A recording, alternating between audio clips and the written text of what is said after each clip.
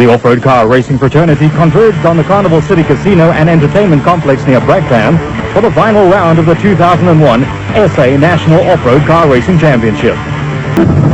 20 minutes into the race, and Quobler and Harrington were very much in control of proceedings. Quobler had a spate of bad luck during the season and had been winless since the Mitsubishi Barberspan 500 in March. Harrington is a co-driver of many years' experience and was standing in for Richard Leake, who was recovering from back surgery. The onboard camera shows just how tough conditions were. It would be even worse for crews lower down the field. Disaster struck when Quobler picked up a puncture, allowing Corbett and Moore to rocket into the lead, hotly pursued by de Villiers in the Nissan. Woolridge and Skoldhammer moved into third place in the Mareka Ford Ranger, but they too picked up a puncture when they hit the rock on the left of the screen.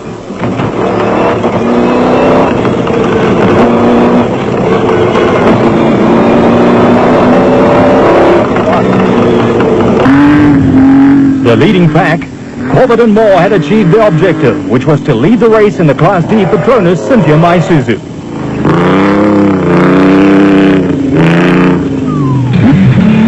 De Villiers and Jordan were only seconds behind in the Nissan hardbody, which was unable to use all the available power in the muddy conditions.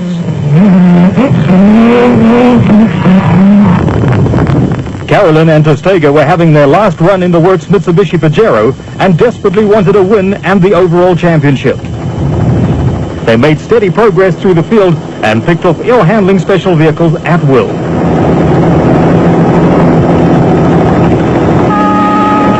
Reinecker and Houghton were having a torrid time in the Castrol Toyota Land Cruiser. The narrow tracks and poor visibility made overtaking very difficult. Reinecker eventually moved off the track and got by Toyota teammates Pitt Haasbroek and Christo Bosch and set off after Yucky and Elmarie Hubert in the Volvo turbo-powered VW. This section of the route, laid out by Willie Prinsloo from the Koepel Club, was dubbed the Roof of Gauteng. The rain made the rocky track very slippery, and even four-wheel drive vehicles found the going tough. Van Vuren had the Van der Waals in the Nissan and the Huberts in the VW breathing down his neck. But the VW was having some difficulties climbing to the top of the ridge. The four-wheel drive VW is a crowd pleaser wherever it goes, be it rallies or off-road races, but reliability has been a perennial problem.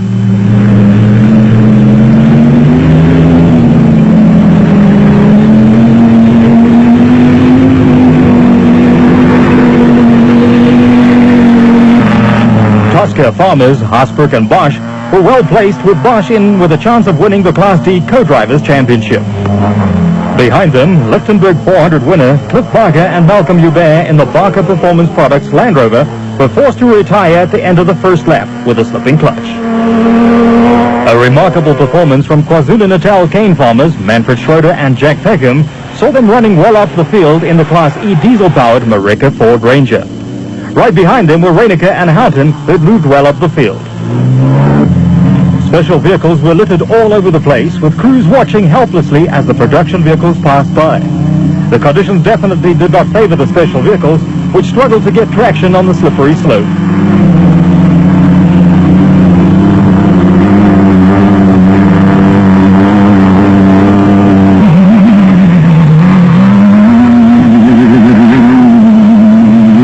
Bravely, Etang Makakaneni had a shot at the hill.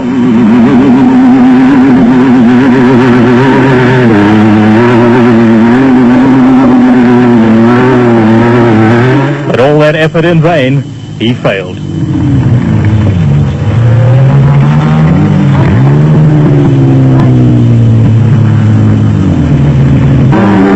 The Bertels chose a different route and managed to get to the top, but Makakaneni and Stangl were still hard at it.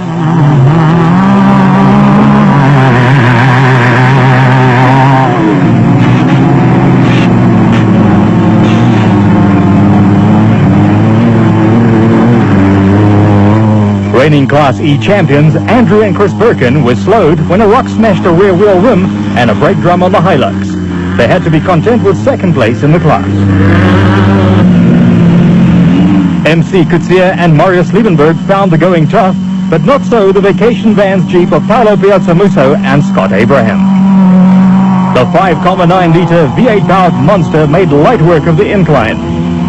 Changes made to the Jeep's drivetrain clearly made a difference to the vehicle's performance. The pair had dropped down the field when water swamped the electrics, but they were clawing their way back through the field at a rapid rate of knots.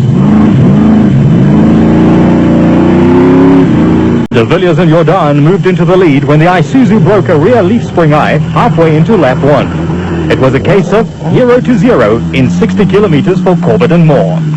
Chebek Sr. was able to pile on the pressure on the drier sections of the route and had moved up to second overall in the V-Motors Chenoweth.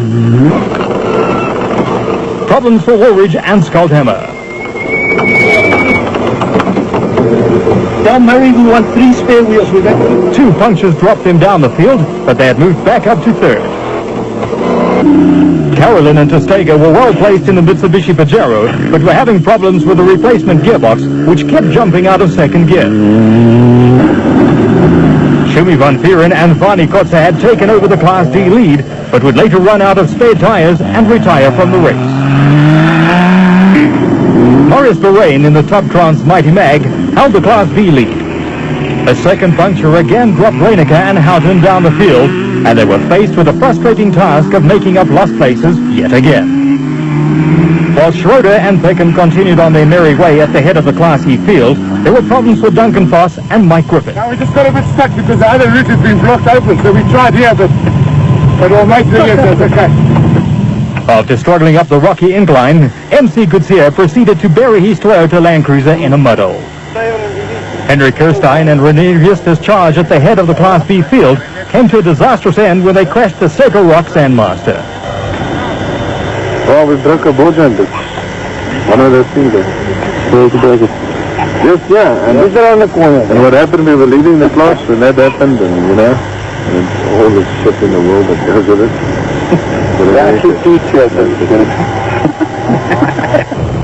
Class E contenders Kasi Kutsia and Aki 3 picked up a puncture and lost the transfer case some plug, which cost them over 2 hours on lap 1.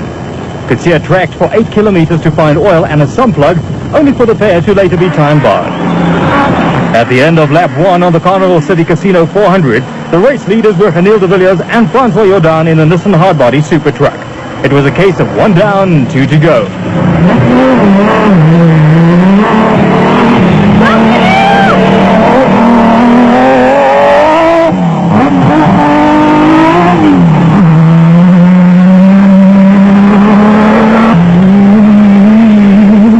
Franz Chebek Sr. and Philip Vosloo were well in control of the special vehicle category, despite having to battle with poor visibility in the open cockpit of the V-Motors Chenoweth.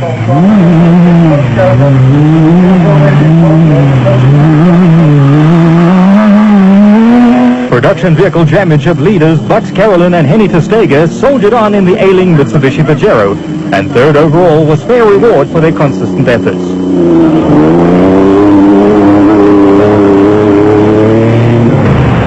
A quick pit stop for 3 spare wheels, and Woolridge and Skuldhammer were on their way again. The Marika Ford Ranger was well placed in 4th position and a constant threat to the leaders.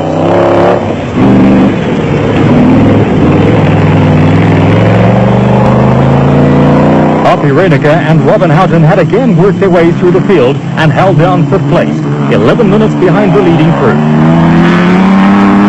The top 10 after lap 1 of the Carnival City Casino 400.